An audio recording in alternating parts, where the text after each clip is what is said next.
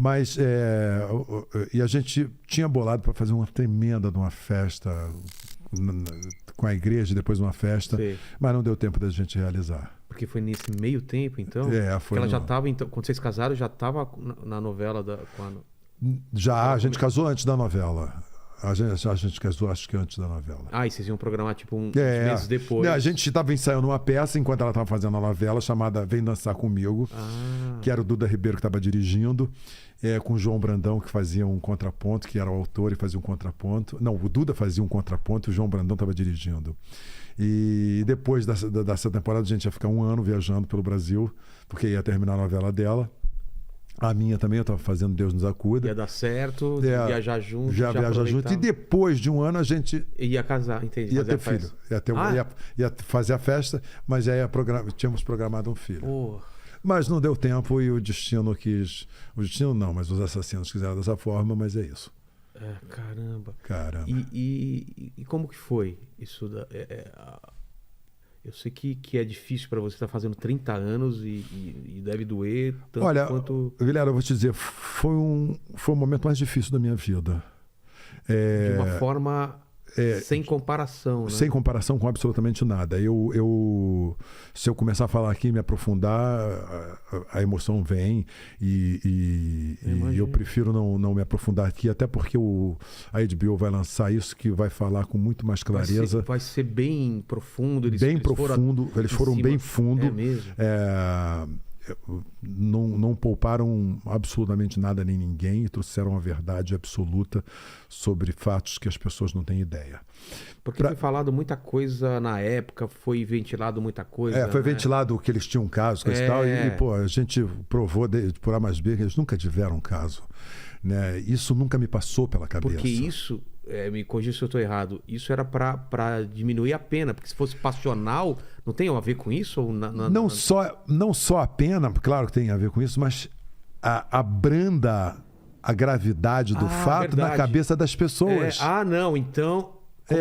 Como se pudesse ser menos pior. Mas exatamente. Por exemplo, como foi o caso de uns jovens que puseram fogo numa doméstica lá no Rio de Janeiro, alguns anos atrás, e a desculpa que eles deram foi assim, eu pensei que ela fosse uma prostituta. Ou seja, então podemos pôr fogo em prostitutas. Cara, que justificativa absurda. Não tem nada mais absurdo. Então, se ele... então teve isso também de abrandar a opinião pública. Abrandar a opinião pública e abrandar a pena também. E eu me lembro até hoje, isso não me sai da cabeça, quando a Glória chegou para mim e falou assim, depois que a gente já sabia tudo que estava acontecendo, tinha acontecido, ela falou assim, nós temos que arranjar um advogado. Eu falei, como assim, Glória? Tem que arranjar um advogado para quê? Porque eu tentar relembrar a linha do tempo. Porque no começo, vocês nem desconfiavam dele também, né? Mas a gente soube dele muito rápido. Muito rápido. Qual foi? A notícia chegou para você como? A notícia chegou para mim que eu fui ensaiar. Tá. E ela não apareceu no ensaio. Era o quê? À noite? De dia? Era de noite, 8 horas da noite. Tá. E eu saí da minha gravação, passei na Taikon, que era onde ela gravava, já não tinham mais os carros. Eu fui embora para casa, chegou em casa, ela não estava lá, eu falei, foi estranho. Aí, falei, eu acho que foi o pneu. Eu voltei para o caminho, 2 caminhos, já não estava lá, voltei para casa, liguei para a Glória, liguei para as pessoas amigas, falei, não sei da Dani, não sei da Dani. Aí eu fui para o ensaio, ela não está aqui, não está no ensaio, não está no ensaio. Então vou voltar para casa. Quando eu cheguei em casa... Tinha celular na época? Era 1992. Só a Glória tinha celular. Pouquíssimas pessoas tinham celular. E aí eu passei na casa da Glória, a Glória falou, não estava aqui, não está aqui, não está aqui. E aí todo mundo começou a ficar preocupado. Eu sempre tive moto, eu comecei a nem conseguia mais andar na moto, porque eu estava muito nervoso, porque... Não era comum atrasar ou não dar notícia. Desapareceu por 2 horas, 3, foi uma coisa de louco. E aí a Glória me prestou o telefone dela, e aí eu fui o Duda e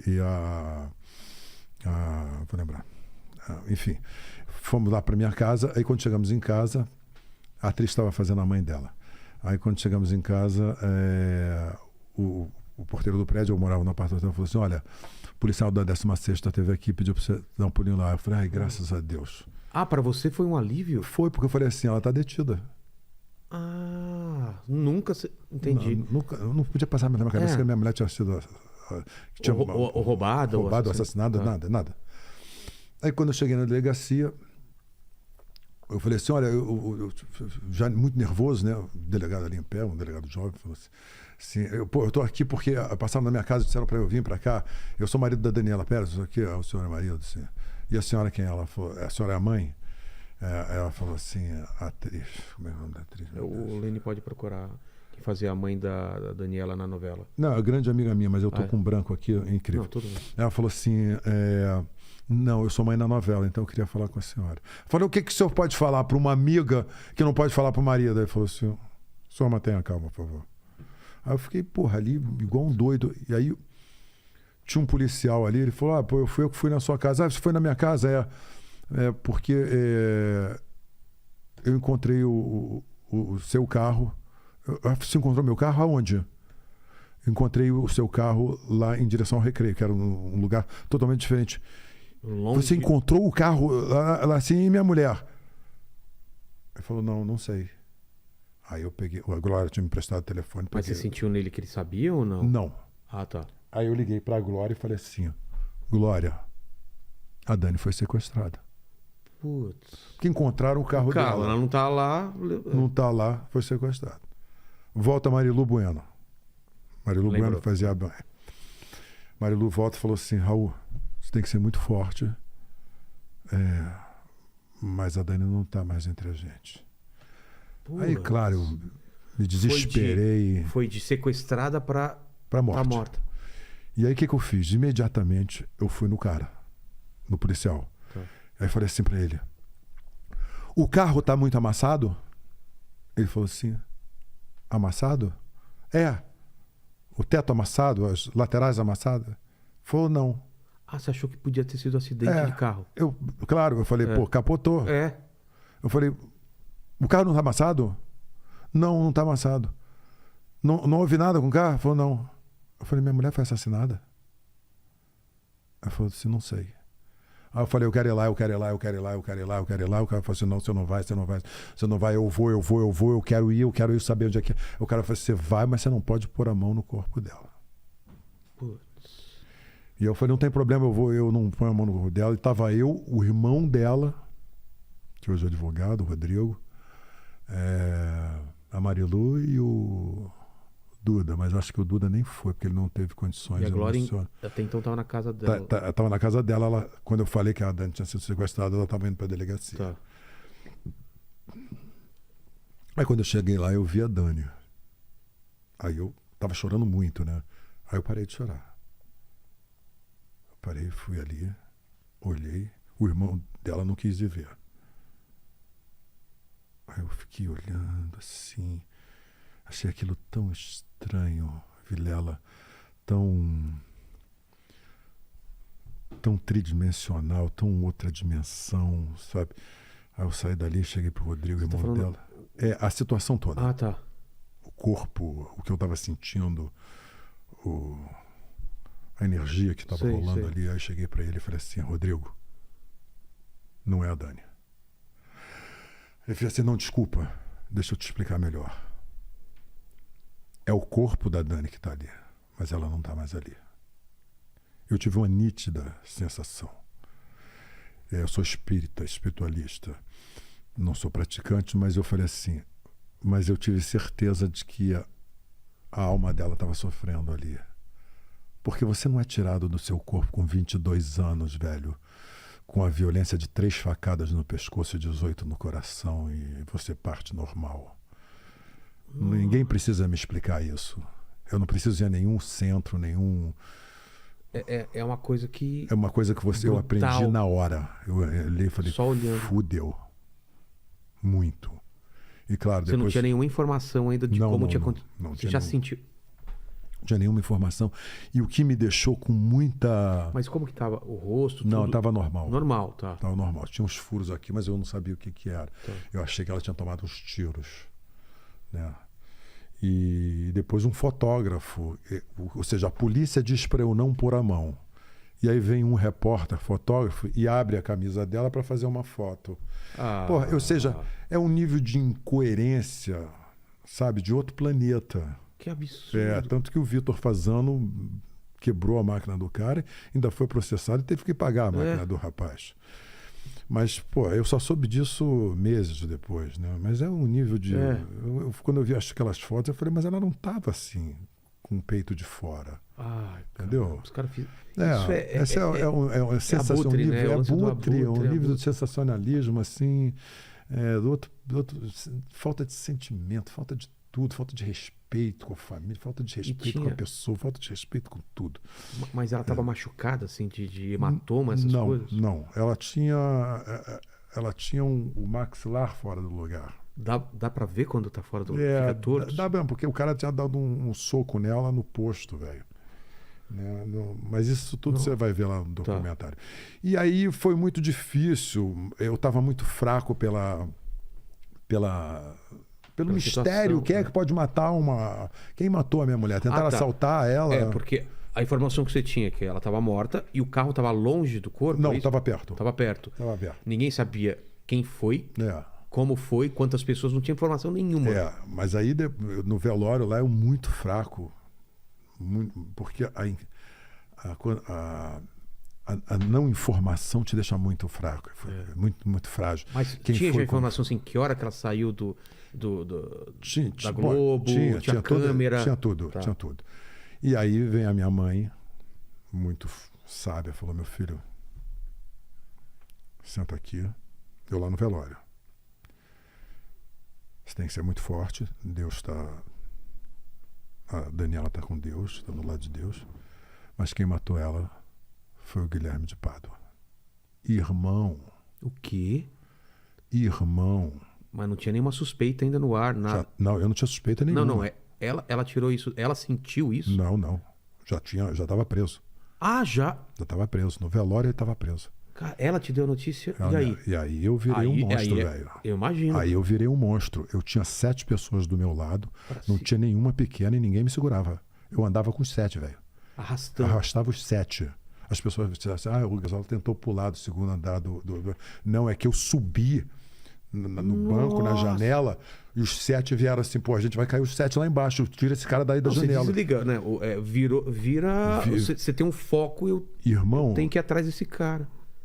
Eu me transformei ali. Ali eu me lembro dessa sensação bem ruim. E aí hoje eu rezo a Deus para que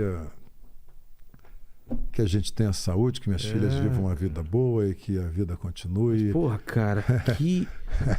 Foda. Nossa, cara. Foda ao quadrado. É isso. O velório...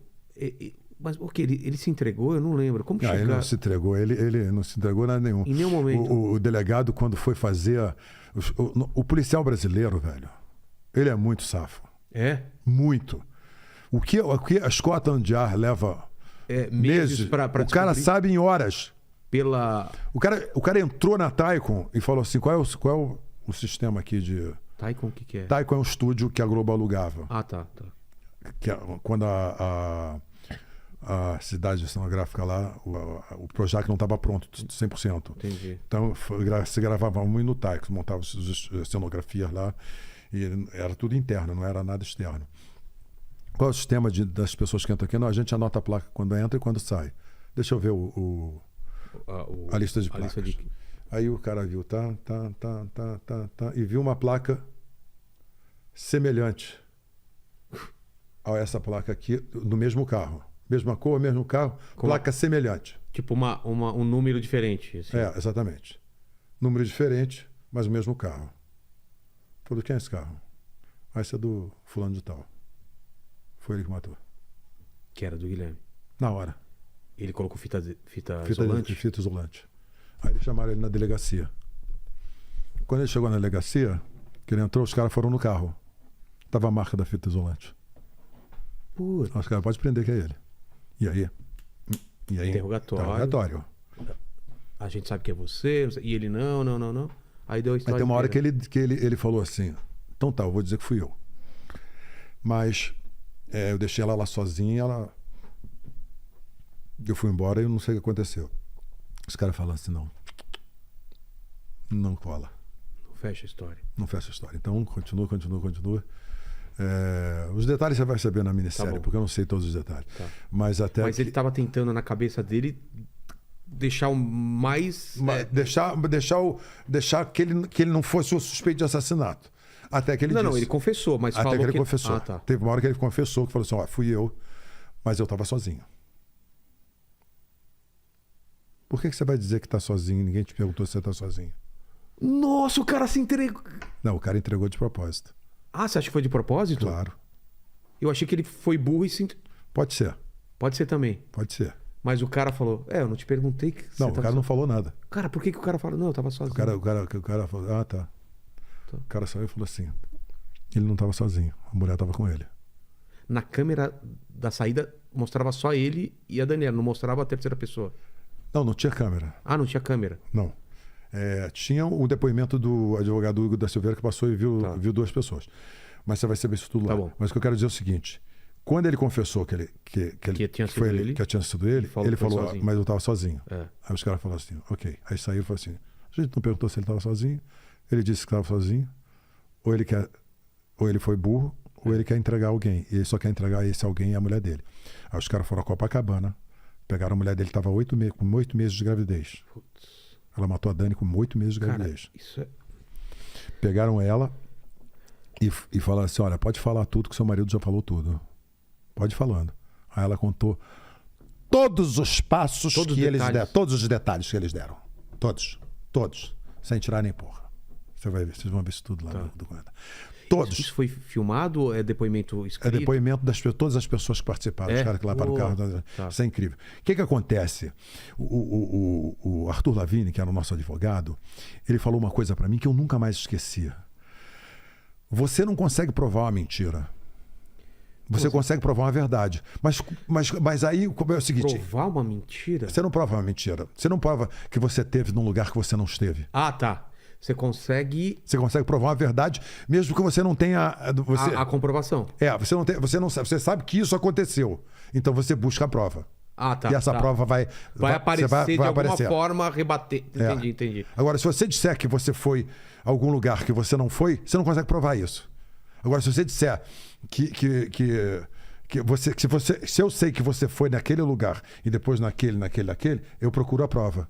Eu vou nesse lugar e falo assim, tô com sua foto, ele teve aqui, alguém vai ter te visto. Alguém vai ter te visto, alguém vai ter feito, você vai ter feito alguma coisa que chamou a atenção de alguém. Peças, e aí vai faltando aquilo lá. Então ele deve ter passado por aqui, vamos ver se alguém viu. Entendi. Então, quando ela contou toda essa história... Montou o quebra-cabeça. Ela chegou na delegacia, percebeu que ela não tinha falado, fingiu que estava passando mal. Aí fica mais fácil de você montar o quebra-cabeça, porque você já sabe o que aconteceu. Aí vai lá o lance do posto, que falou que foi onde ele bateu e tal, e aí vai montando tudo. Vai montando tudo.